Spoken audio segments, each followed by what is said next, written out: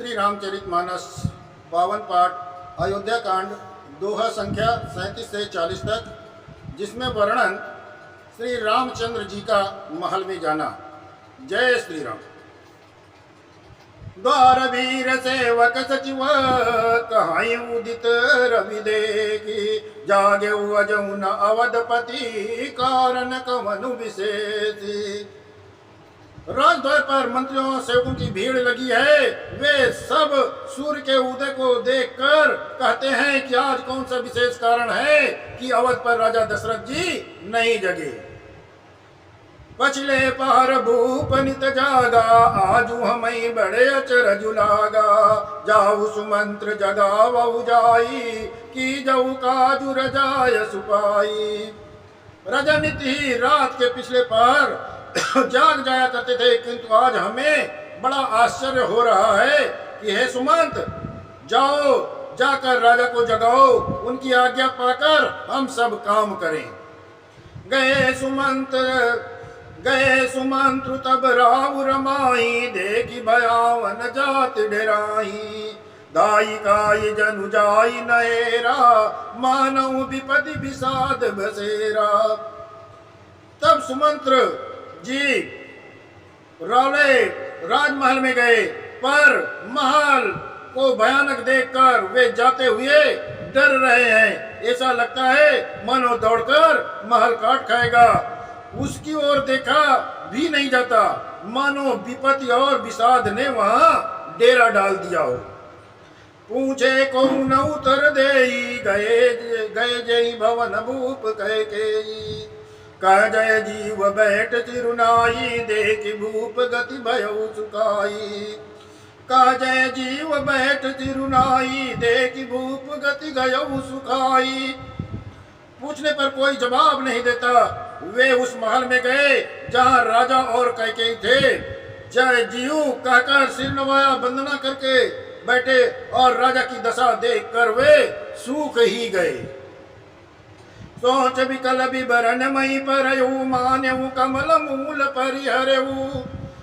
सचिव सबीत सकई नहीं पूछी, बोली अशुभ भरी शुभ छूछी। देखा कि राजा सोच से व्याकुल हैं, चेहरे का रंग उड़ गया है, जमीन पर ऐसे पड़े हैं मानो कमल जल से तोड़कर जड़ से उखाड़कर मुरझाया पड़ा हो। मंत्री मारे डर के कुछ पूछ नहीं सकते। तब अशुभ से भरी हुई और शुभ से भी कैकेयी बोली। परीन राजई नींद निस, हे तु जानी जगदीशु। राम राम रटि बोर किया, काई न मरम महीसु। राजा को रात भर नींद नहीं आई, इसका कारण जगदीश्वर ही जाने। उन्होंने राम राम रटकर सवेरा कर दिया, परंतु इसका भेद राजा कुछ भी नहीं बतलाते। आनहु रामई वेगी बुलाई, समाचार तब पूछऊ आई। चले सुमंत राय रुक जानी, लखी कुचाल कीन कचुरानी। तुम जल्दी राम को बुला लाओ, तब आकर समाचार पूछना। राजा का रुक जान का सुमंत्र जी चले, समझ गए कि रानी ने कुछ कुचाल कर रखा है। सोच विकल मग परई न पाऊ, रामई बोल कई अकाराऊ। उर्धरि धीरज गयऊ दुआरे, पूछई सकल देखी मनु मारे। सुमंत सोच से व्याकुल हैं, रास्ते पर पैर नहीं पड़ता, आगे बढ़ा नहीं जाता। सोचते हैं राम जी को बुलाकर राजा क्या कहेंगे। किसी तरह हृदय में धीरज धरकर वे द्वार पर गए। सब लोग उनको मन मारे उदास देखकर पूछने लगे। समाधान करि सो सबई का, गयऊ जा दिन कर कुलटी का। राम सुमंत्र आवत देखा, आदर कीन पिता समलेखा। सब लोगों का समाधान करके किसी तरह समझा बुझाकर सुमंत्र वहां गए जहां सूर्य कुल के तिलक श्री रामचंद्र जी थे। श्री रामचंद्र जी ने सुमंत्र को आते हुए देखा तो उन्हें पिता के समान सम्मान देकर उनका आदर किया।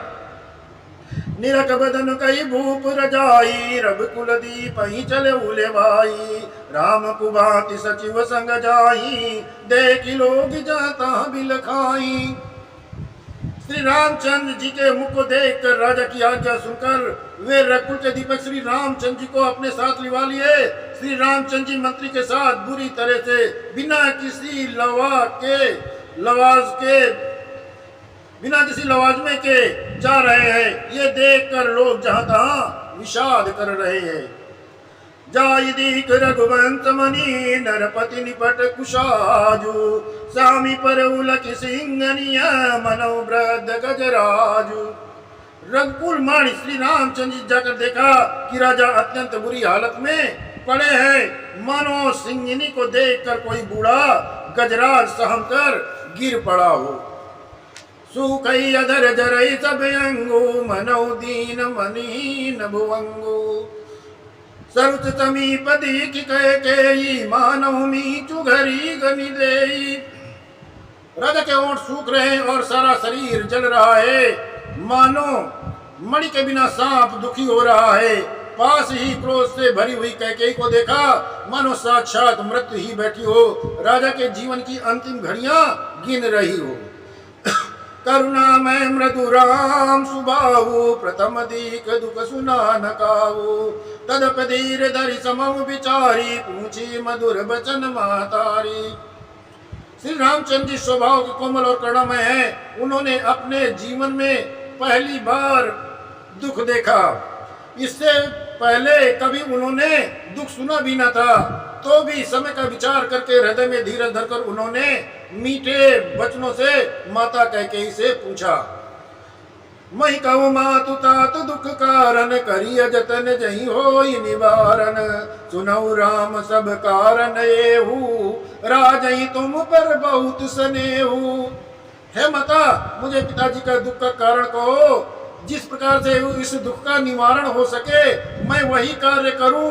कैकेयी ने कहा, हे राम सुनो, सारा कारण यही है कि राजा तुम पर बहुत स्नेह करते हैं।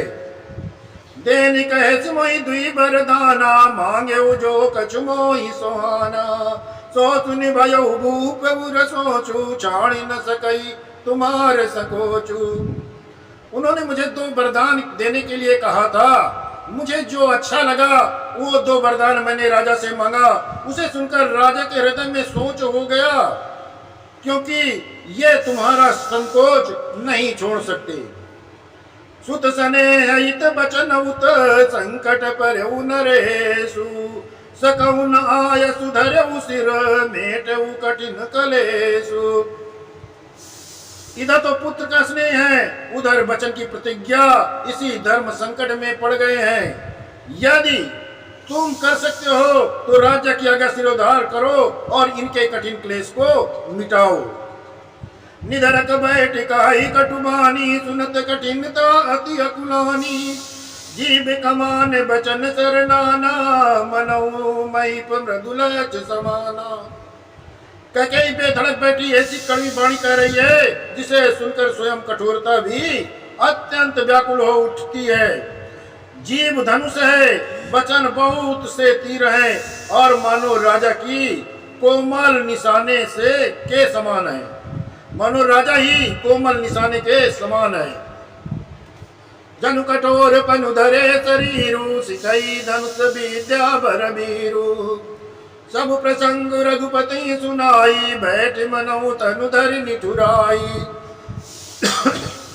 इन सारे साथ सामान के साथ मानो स्वयं कठोरपन श्रेष्ठ वीर का शरीर धारण करके धनुष विद्या सीख रहा हो। श्री रघुनाथ जी को सब हाल सुनाकर वो ऐसे बैठी है मानो निष्ठुरता ही शरीर धारण करके बैठी हुई हो। मन मुस्काई भानु कुल भानु राम साज आनंद निदानु बोले बचन विगत सब दूतन मृदु मंजुल जनु भाग विभूषण। सूर्य कुल के सूर्य स्वाभाविकी आनंद निदान श्री रामचंद्र जी मन में मुस्कुराकर सब दूसरों से रहित ऐसे कोमल और सुंदर वचन बोले जो मानो वाणी के भूषण ही थे। सुन जननी सोई सुत बड़ भागी जो पितु मातु बचन अनुरागी तनय मातु पितु पोतो सनिहारा दुर्लभ जननी सकल संसार।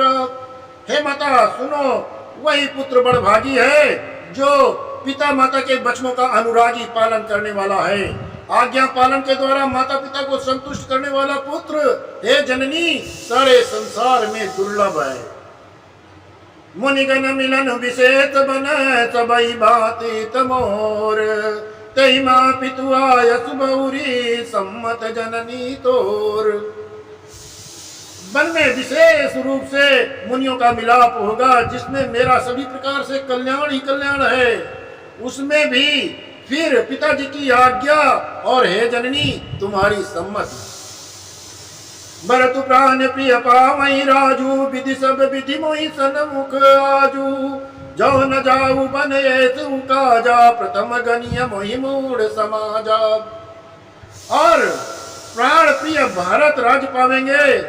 इन सभी बातों को देखकर यह प्रतीत होता है कि आज विधाता सब प्रकार से मुझे सन्मुख है, मेरे अनुकूल है। यदि ऐसे काम के लिए मैं वन को न जाऊं तो मूर्खों के समाज में सबसे पहले मेरी गिनती होगी। से वही अरणु कल्प तरु त्यागी, परिहरे अमृत लई विषु मांगी। देव न पाऊ अस समय चुकाई, देख विचार मात मन माही। जो कल्प वृक्ष को छोड़कर रेण की सेवा करते हैं और अमृत त्याग कर विष मांग लेते हैं, हे माता तुम मन में विचार कर देखो, वे महामूर्ख भी ऐसा मौका पाकर कभी नहीं चूकेंगे। अम्ब एक दुख मोहि विशेषी, निपट विकल नरनायक देखी। थोरी बात पितई दुख भारी, होति प्रतीत न मोहि महतारी। हे माता, मुझे एक ही दुख विशेष रूप से हो रहा है। वो महाराज को अत्यंत व्याकुल देखकर इस थोड़ी सी बात के लिए पिताजी को इतना भारी दुख हो, हे माता मुझे इस बात पर विश्वास नहीं होता। राहु धीर गुण उदधि अगाधु, बा मोहि ते कछु बड़े अपराधु। जाते मोहि न कहत कछु राहु, मोरी शपथ तोहि कछु सति भाऊ। क्योंकि महाराज तो बड़े ही धीर हैं और गुणों के अथाह समुद्र हैं। अवश्य ही मुझसे कोई बड़ा अपराध हो गया, जिसके कारण महाराज मुझसे कुछ नहीं कहते। तुम्हें मेरी सौगंध है माता, तुम सच सच कहो। जय श्री राम।